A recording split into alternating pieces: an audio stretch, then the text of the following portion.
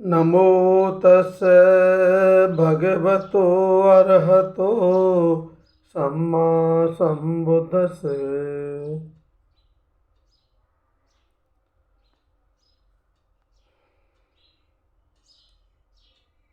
मैं भिक्खु डॉक्टर आनंद रक्षित आपके बीच में अपनी बात रखने के लिए आया हूँ और अपनी बात रखने का जो कारण है वो बहुत स्पष्ट है।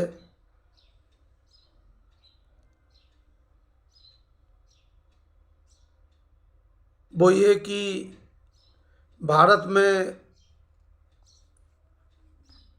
जो बुद्धिज़्म है, बुद्ध धर्म की जो पोजीशन है, उसके बारे में कुछ बातें मैं कहना चाहता हूँ। भगवान बुद्ध के समय भी कुछ ऐसी घटनाएं घटी जिसमें संघ भेद हुआ और संघ भेद होने के बाद भिक्षु संघ का बंटवारा हुआ और भिक्षु संघ दो भागों में बंट गया था, जिसके कारण दो प्रकार का स्वरूप सामने आया। एक महायान के रूप में और दूसरा हीनयान के रूप में, जिसे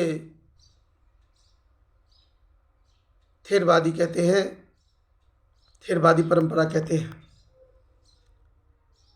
इसी प्रकार से आज मैं देखता हूँ पूरे देश में कि भिक्षु संघ पहले तो भगवान बुद्ध के समय पर तो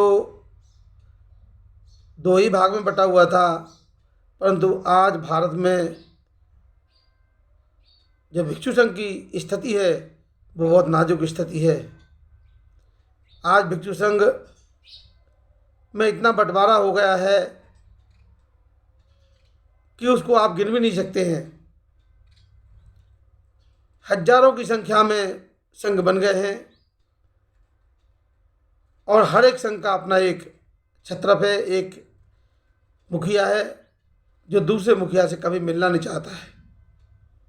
उनके साथ भी 2-5 बनते हैं, 10-20 बनते हैं, 50-100 बनते हैं। पर इस प्रकार का जो बंटवारा हुआ है, जिसके कारण देश में, भारत देश में बुद्ध के का जो रास्ता है, जिस गति से आगे बढ़ना चाहिए था वो उतना गति से आगे नहीं बढ़ पा रहा। ये जो संघ भेद हुआ है ये देश के लिए बहुत ही घातक है, बुद्ध के रास्ते में बहुत बड़ी रुकावट है। जिस प्रकार से इस देश में लोगों को हजारों जातियों में, 4 वर्णों में और हजारों जातियों में बांटा है और बांट करके इस बहुजन समाज को अल्पसंख्यक बना दिया है। इतनी छोटी संख्या में पहुंच गया है कि जहां पर आप किसी एक जाति को देखेंगे तो उसकी आबादी इस देश में बहुत कम है। हजारों जातियों में बटा हुआ समाज आज अपने बलबूते कुछ नहीं कर पा रहा। उसी प्रकार से भिक्षु संघ की स्थिति बनी हुई है। भिक्षु संघ भी कई टुकड़ों में बटा हुआ है।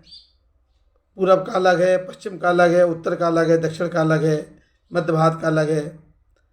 अरे यही तो चाहती है ब्राह्मणवादी व्यवस्था। उस ब्राह्मणवादी व्यवस्था को, उस मनुवादी व्यवस्था को हमने इसमें भी आकर लगा खड़ा कर दिया। ये संघ जब तक एक नहीं हो जाता तब तक बुद्ध के रास्ते में बहुत बड़ी बाधा है और बुद्ध का मार्ग आगे नहीं बढ़ सकता। संघ को एक होना चाहिए। ये संघ जो बटा हुआ है, जगह जगह छिन्न भिन्न है, इस बिखरे हुए संघ को एक करना होगा। और इसके लिए मैं देश के समस्त भिक्षु संघ से, समस्त भिक्षुओं से एक अपील करता हूँ कि आप लोग मेरी बात पर गंभीरता से चिंतन करें, मंथन करें और इसका अच्छे से अच्छा रास्ता निकालें, जिससे कि हम देश में भगवान बुद्ध के मार्ग को शिखर पर पहुंचा सकें और भारत को बुद्धमय बना सकें। भारत को बुद्धमय बनाने में ये बहुत बड़ी बाधा हमारे सामने खड़ी है। दूसरी तरफ भिक्षु संघ भी अपना त्याग करे और भिक्षु संघ भी अपने जीवन को भिक्षुओं की तरह जिए, तो इसका बड़ा प्रभाव पड़ेगा, लोगों में अच्छा संदेश जाएगा।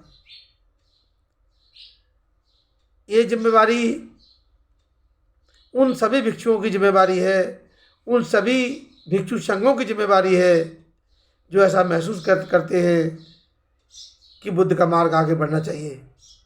बुद्ध के मार्ग में रुकावट उपासक उपासिकाएं नहीं, बुद्ध जैसा संघ कहता है वैसा मान लेते हैं। संघ की जिम्मेवारी बन जाती है कि संघ में जो भेद हो रहा है उस भेद को हम खत्म करें। कोई भिक्षु कैसे भी आए, कोई भिक्षु कैसा भी हो, उस पर भी संघ की नज़र रहना चाहिए। ये मेरी अपील है और मैं इस अपील को आप तक पहुंचाना चाहता हूं। जो भी मेरी इस बात को सुने, जो भी मेरे संदेश को सुने समझें, चाहे वो मेरे से बड़े भिक्षु हैं, उनसे मैं क्षमा चाहते हुए अपील करूंगा कि आप मेरी इस बात पर गौर करें और मेरे से जो छोटे भिक्षु हैं उनसे मैं मैत्री पूर्वक ये कहना चाहता हूँ कि वो भी इस पर बहुत गंभीरता से चिंतन करें, ताकि संघ जिंदा रहेगा तो धर्म जिंदा रहेगा, संघ जिंदा रहे तो धर्म जिंदा रहे, धर्म आगे बढ़े, बुद्ध का मार्ग आगे बढ़े। ऐसी अपील मैं कर रहा हूँ। ऐसी अपील मैं पूरे देश के समस्त भिक्षु संघ से कर रहा हूँ। जो भी संघ जहाँ पर मौजूद है उसे इस पर गंभीरता से मंथन करना होगा। इसके लिए हमारी योजना है कि हम पूरे देश के भिक्षु संघ को अलग अलग बुलाएं, अलग अलग प्रांतों में, अलग अलग स्टेट लेवल पर बुला करके और फिर राष्ट्रीय स्तर पर भिक्षु संघ को इकट्ठा करें और इकट्ठा करके इसका सलूशन निकालें, इसका समाधान निकालें और समाधान निकाल करके ही इस रास्ते को आगे बढ़ाएं। ऐसी मैं सिर्फ अपील करता हूँ, ऐसी मैं अपील करना चाहता हूँ। ऐसी मैं अपील करते हुए ये उम्मीद करता हूँ कि देश का भिक्षु संघ मुझे क्षमा करेगा और क्षमा करते हुए वो इस रास्ते को पर जरूर चिंतन करेंगे कि हमें वास्तव में इसके लिए कुछ काम करना होगा। इसी के साथ मैं अपनी वाणी को, अपनी बात को ज़्यादा आगे नहीं बढ़ाऊंगा और यहीं पर इसको समाप्त करूंगा। बस मेरी एक ही अपील है कि इस पर गंभीरता से ध्यान दिया जाए, गंभीरता से चिंतन किया जाए। मैं समस्त भिक्षु संघ से क्षमा चाहते हुए, क्षमा मांगते हुए अपनी वाणी को विराम देता हूँ। साधु साधु साधु।